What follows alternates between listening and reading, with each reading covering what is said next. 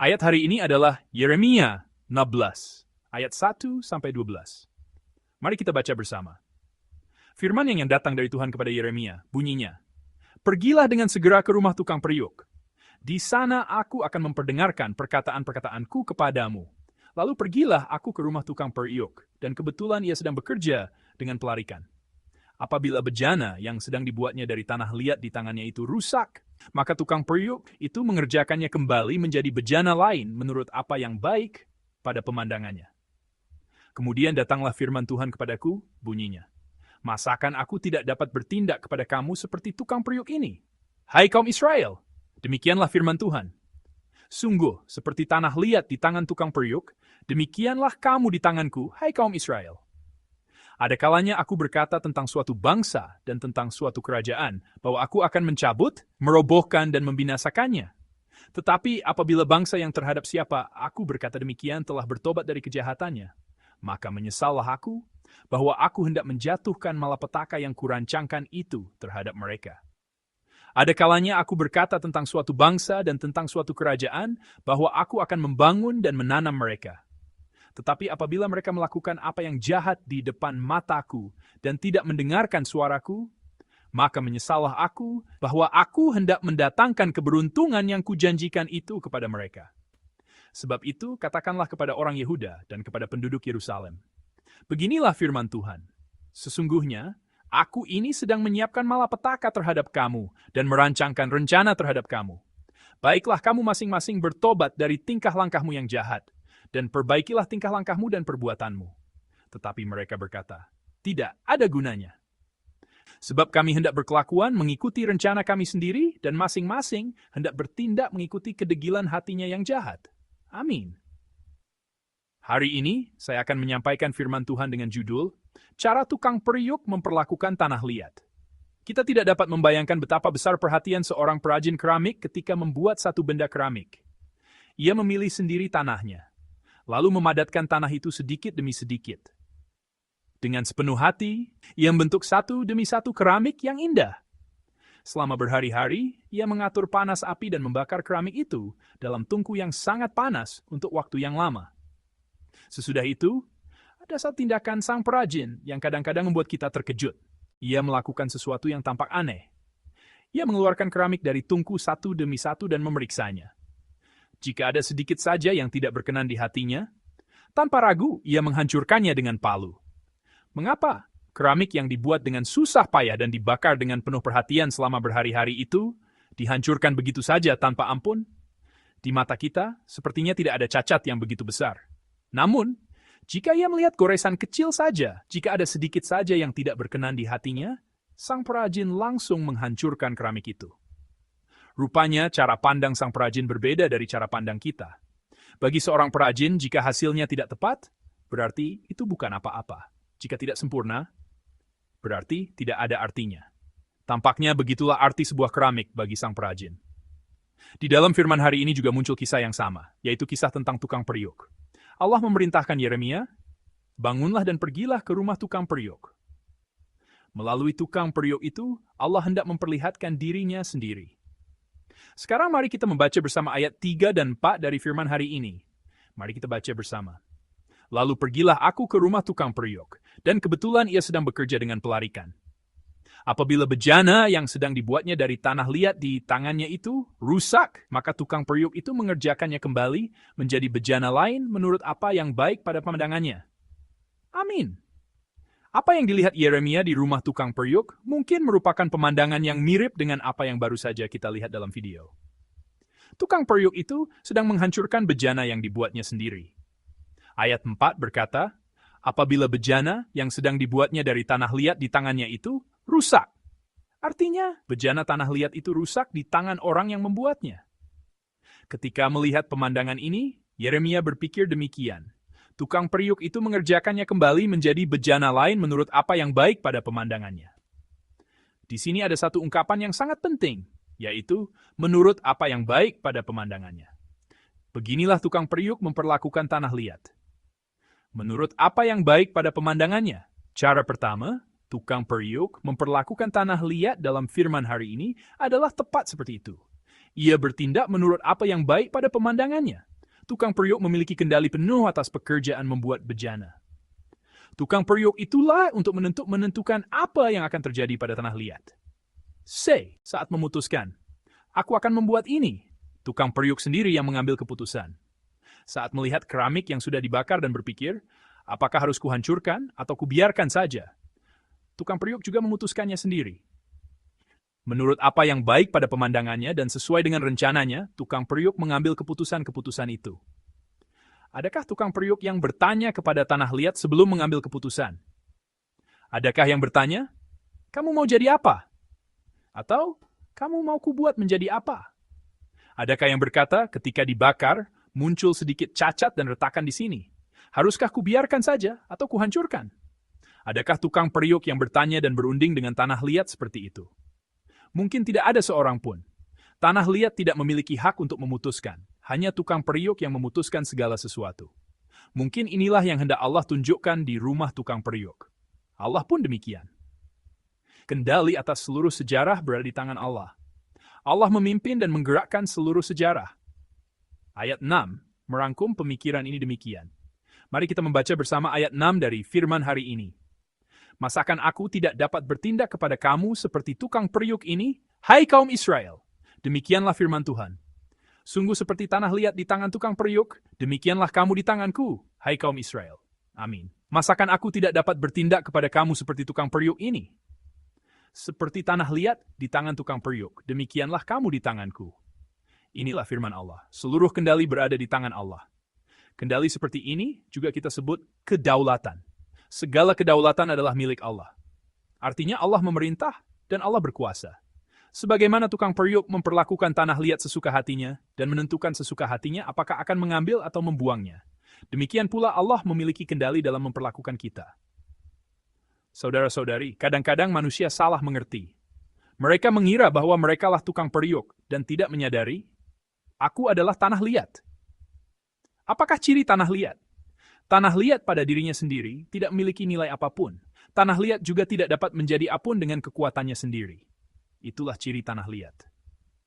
Agar tanah liat bernilai, tanah liat harus berada di tangan tukang periuk. Tukang periuk mengambil tanah yang tadi diinjak-injak dan beli diointi.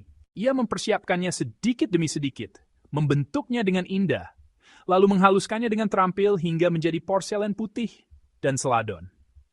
Tanah yang tadinya tidak bernilai dan sangat biasa, setelah melewati tangan tukang periuk, menjadi harta yang nilainya tidak dapat dihitung. Saudara-saudari, kita pun seperti tanah liat itu. Pada mulanya, hidup kita tidak bernilai dan tidak berarti. Namun sekarang terbukalah jalan agar hidup yang seperti tanah liat, yang tidak bernilai dan tidak berarti, dapat menjadi seperti permata dan menjadi mulia seperti harta. Jalan itu hanyalah dengan berada dalam genggaman tangan Allah, tukang periuk kita. Artinya, Allah memegang kendali atas hidup kita. Allah ingin membentuk kita dan terus memperhalus kita dengan cara demikian. Namun, di dalam firman hari ini, ada orang-orang yang menolak hal itu. Ada orang-orang yang menolak sentuhan tangan Allah. Sekarang mari kita membaca bersama ayat 12 dari firman hari ini. Mari kita baca bersama. Tetapi mereka berkata, tidak ada gunanya, sebab kami hendak berkelakuan mengikuti rencana kami sendiri dan masing-masing hendak bertindak mengikuti kedegilan hatinya yang jahat. Amin. Ayat 12 ini memiliki bagian yang jelas berbeda dari ayat 4 yang telah kita baca. Ada ungkapan yang benar-benar berlawanan. Dalam ayat 4, tukang periuk membuat bejana menurut apa yang baik pada pemandangannya. Namun, ayat 12 berbeda. Mereka berkata, kami hendak berkelakuan mengikuti rencana kami sendiri, dan masing-masing hendak bertindak mengikuti kedegilan hatinya yang jahat. Orang-orang itu menolak tukang periuk. Mereka menolak rencana dan kehendak tukang periuk. Mereka memutuskan untuk bertindak sesuai dengan rencana mereka sendiri dan mengikuti kekerasan hati mereka sendiri. Alih-alih memilih jalan untuk menjadi bernilai melalui tangan tukang periuk, mereka memilih jalan untuk tetap menjadi tanah liat yang tidak bernilai. Saudara-saudari, demikianlah hidup manusia terbagi menjadi dua macam. Kita dapat menjalani hidup seperti permata di tangan tukang periuk, sesuai dengan kehendak tukang periuk. Atau, kita dapat tetap berada dalam keadaan tanah liat, tetap dalam keadaan yang jahat dan kotor. Manusia menjalani salah satu dari dua macam hidup ini. Saya memberkati saudara-saudari dalam nama Tuhan. Kiranya saudara-saudari menjalani hidup yang bernilai di tangan Allah kita. Tukang periuk yang terbaik. Cara pertama, tukang periuk memperlakukan tanah liat adalah dengan memegang kendali dan memiliki hak untuk mengambil keputusan. Namun, Allah tidak selalu bekerja hanya dengan cara demikian. Allah tidak selalu bekerja dengan menggenggam kendali, menonjolkan kendali itu, lalu mendesak secara keras dan sepihak. Dalam firman hari ini, ada cara lain yang sama sekali berbeda. Dalam suatu arti, cara itu justru berlawanan dalam memperlakukan tanah liat. Sekarang mari kita membaca firman hari ini dari ayat 7 sampai ayat 10. Bagian ini agak panjang, tetapi mari kita membaca firman Allah bersama-sama dengan perlahan. Mari kita baca bersama. Ada kalanya aku berkata tentang suatu bangsa dan tentang suatu kerajaan bahwa aku akan mencabut, merobohkan, dan membinasakannya. Tetapi apabila bangsa yang terhadap siapa aku berkata demikian telah bertobat dari kejahatannya, maka menyesallah aku bahwa aku hendak menjatuhkan malapetaka yang kurancangkan itu terhadap mereka. Ada kalanya aku berkata tentang suatu bangsa dan tentang suatu kerajaan bahwa aku akan membangun dan menanam mereka. Tetapi apabila mereka melakukan apa yang jahat di depan mataku dan tidak mendengarkan suaraku, maka menyesallah aku bahwa aku hendak mendatangkan keberuntungan yang kujanjikan itu kepada mereka. Amin. Ayat 7 dan 8 berbicara tentang saat Allah hendak membinasakan. Sebaliknya, ayat 9 dan 10 berbicara tentang saat Allah hendak mendirikan dan membangun. Ketika sebelumnya Allah telah menetapkan untuk membinasakan, lalu bangsa itu berbalik, apa yang akan terjadi? Allah berkata, aku pun akan mengubah niatku mengenai malapetaka itu. Ayat 9 dan 10 menggambarkan keadaan yang berlawanan. Ketika Allah hendak membangun dan mendirikan suatu bangsa atau kerajaan, lalu mereka tidak mendengarkan suaranya. Apa yang akan terjadi? Allah berkata, aku akan mengubah niatku mengenai berkat itu. Di sini kita menemukan satu fakta yang sangat penting. Allah itu seperti apa?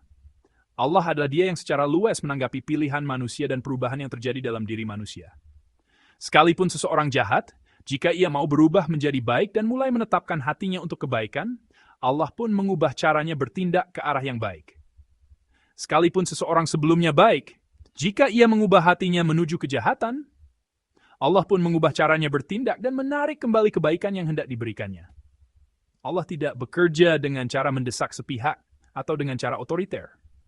Ia melihat perubahan sesuai dengan keadaannya, lalu menanggapi perubahan itu.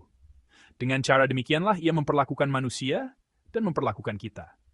Tukang periuk yang kita lihat sebelumnya tidak berunding dengan tanah liat. Tukang periuk memegang kendali dan memiliki seluruh hak untuk memutuskan. Artinya ia memperlakukan tanah liat menurut pikirannya sendiri dan rencananya sendiri. Namun, Allah kita tidak selalu berbuat demikian. Ia memperhatikan keadaan tanah liat. Ia juga menaruh perhatian pada perubahan tanah liat. Ia tidak memperlakukan kita secara sepihak, melainkan secara pribadi dan relasional. Jika manusia berubah menjadi baik, Allah pun mengubah caranya bertindak ke arah yang baik. Jika manusia berubah menjadi jahat dan buruk, Allah pun mengubah caranya bertindak dan membalikkan niatnya sesuai dengan perubahan itu. Saudara-saudari yang terkasih, sekarang saya ingin mengajukan pertanyaan mengenai gambaran ini. Di manakah kendali Allah di dalam gambaran ini? Di manakah hak tukang periuk untuk mengambil keputusan tampak di sini? Inilah cara lain tukang periuk memperlakukan tanah liat, yaitu cara yang kedua. Kadang-kadang Allah meletakkan kendalinya dan hanya berdiri di pihak tanah liat. Allah bahkan melepaskan kendali dan hak untuk memutuskan itu, lalu bekerja demi tanah liat. Sejauh apakah Allah bertindak agar tanah liat tidak tetap sebagai tanah liat saja, dan agar tanah liat menjadi sesuatu yang bernilai seperti permata dan seperti harta? Ia bahkan dengan berani meletakkan kendali yang dimilikinya. Allah tidak bekerja demi menggenggam kendali. Allah tidak bekerja demi meneguhkan haknya untuk mengambil keputusan. Ia hanya bekerja demi tanah liat. Mari kita mengaku bersama. Allah hanya bekerja demi tanah liat. Allah bekerja untuk menghidupkan tanah liat dan menjadikan tanah liat sebagai harta. Demikianlah Allah bekerja bagi kita. Saudara-saudari yang terkasih, seluruh kitab Yeremia dipenuhi dengan Allah yang seperti ini. Dia yang berkata, kembalilah, justru mendekati umat yang tidak mau kembali. Bukan hanya mendekat, ia bahkan mengenakan tubuh manusia dan menjadi manusia. Dia yang pernah menyatakan, sekalipun kamu berseru, aku tidak akan mendengar. Kemudian berkata, berserulah kepadaku, maka aku akan menjawabmu. Icos lahen hugumus ianatang susunusan, manik seputusnya. Karena itu, seluruh kitab Yeremia dipenuhi dengan Allah yang berkata, sekalipun demikian, kita tidak layak dan sama sekali tidak memenuhi syarat. Sekalipun demikian, Allah tetap hendak memberi. Sekalipun demikian, Allah tetap hendak menghidupkan. Demikian pula di dalam firman hari ini. Kita diberitahu bahwa tukang periuk membuat bejana menurut keinginannya sendiri dan rencananya sendiri, dan juga menghancurkan bejana yang telah dibuatnya. Memang begitulah cara tukang periuk memperlakukan tanah liat. Namun, di balik sikap itu tersimpan satu isi hati yang lain. Aku tidak memerlukan kendali itu. Tidak apa-apa jika segala sesuatu tidak terjadi menurut kehendak itu dan rencana itu. Asalkan kalian berbalik, itu sudah cukup. Asalkan hati kalian berubah, itu sudah cukup. Aku tidak memerlukan hak untuk mengambil keputusan. Asalkan kalian ada, itu sudah cukup bagiku. Di sepanjang kitab Yeremia, Allah terus berseru seperti ini. Dan sekarang ia menyampaikan perkataan yang sama kepada kita. Bagiku, kendali semacam itu sama sekali tidak penting. Aku tidak perlu bersikeras menonjolkan wibawaku sebagai tukang periuk ataupun kemuliaanku sebagai sang pencipta. Kalian lebih berharga bagiku. Kalian hanya perlu kembali kepadaku. Kalian hanya perlu menerima hidup lagi dan hidup kembali. Hanya itu yang perlu terjadi. Saudara-saudari yang terkasih, pada pagi Minggu yang kudus ini, dengarkanlah suara yang Allah perdengarkan kepada kita. Dan ingatlah kembali bahwa bagi Allah, aku adalah pribadi yang begitu berharga. Di tengah banyak kekhawatiran dan kegelisahan, serta berbagai kesulitan yang menjatuhkan kita seringkali terlalu mudah melupakan siapa diri kita dan bagaimana Allah memandang kita sementara kita menjalani hidup. Namun, bahkan sekarang, Allah kita masih berseru ke dalam hati kita demikian. Akulah tukang periuk. Walaupun kalian hanyalah tanah, di tanganku kalian akan menjadi permata. Jika itu dapat membuat kalian menjadi permata, kendaliku, wibawaku, semua itu tidak menjadi masalah bagiku. Kalian adalah orang-orang yang demikian bagiku. Kalian begitu berharga bagiku. Saya memberkati saudara-saudari dalam nama Tuhan, kiranya saudara-saudari mendengarkan suara Allah yang berbicara ini. Datanglah kepada Allah, sang tukang periuk, apa adanya. So, always kita, apung berubah kita, yang seperti tanah liat jadi pribadi yang seperti permeni. Dalam minggu yang baru dimulai ini, kiranya saudara-saudari mengalami secara mendalam Allah sang tukang periuk.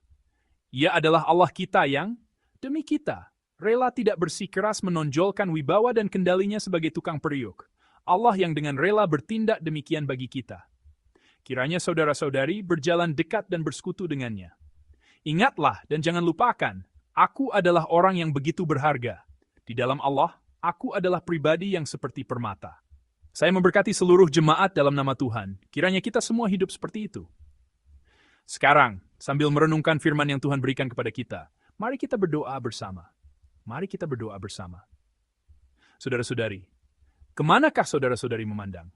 Siapakah yang saudara-saudari pandang? Marilah kita memandang Tuhan, sang tukang periuk. Ia akan mengubah kita yang seperti tanah liat menjadi pribadi yang seperti permata. Hati Tuhan selalu tertuju kepada kita. Sekalipun harus mengesampingkan pelaksanaan seluruh kedaulatan dan seluruh hak untuk memutuskan, sekalipun demikian, Allah tetap ingin menghidupkan kita. Sekalipun demikian, Allah ingin agar kita tidak tetap sebagai tanah liat, melainkan menjadi permata yang mulia. Marilah kita melihat kembali hidup kita yang seperti tanah liat. Kiranya di dalam Allah, seluruh hidup kita diubah menjadi kehidupan yang mulia seperti permata.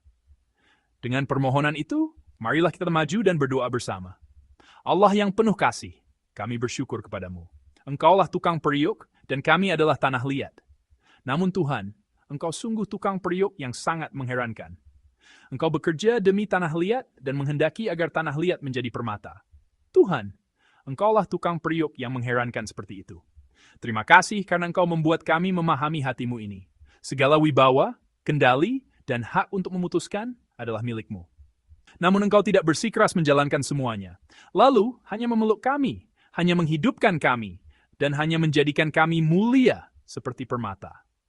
Kami bersyukur kepadamu.